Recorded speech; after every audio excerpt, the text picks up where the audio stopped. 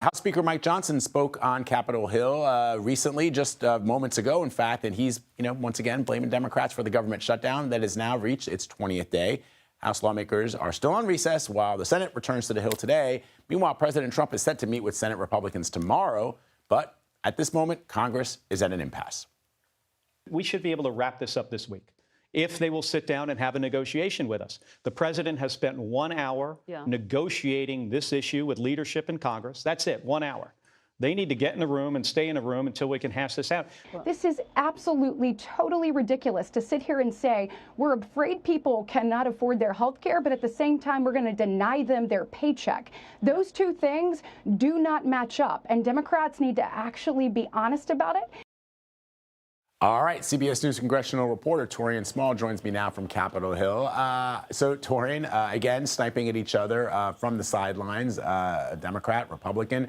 Has anything changed at all from where we left off last week? In other words, the rhetoric has continued to be amped, but are any possibilities of a deal happening? The president considers himself and is known to be a great deal maker. Is he able to get one here? Yeah, Vlad, it feels like Groundhog Day on the Hill. Another week goes by, another round of press conferences. House Speaker Mike Johnson just a few moments ago leading a press conference calling out Democrats for, in his words, not passing a clean continuing resolution, something that he says is unprecedented. Again, the stakes haven't changed. Democrats are looking to center health care as a part of this conversation, saying that they're fighting for Americans who are expected to lose or pay significantly more in premiums after a tax subsidy is set to expire at the end of the year. They want to include that in any negotiation moving forward, and they don't want an IOU. We know that Republicans are set to meet with the president at the White House. That notably doesn't include Democrats, who are the holdouts here and preventing this from going forward. Let me ask you about Senate Majority Leader John Thune, who says he plans to introduce a bill to pay accepted federal workers this week. Explain to ordinary Americans what that means and how it could impact these negotiations.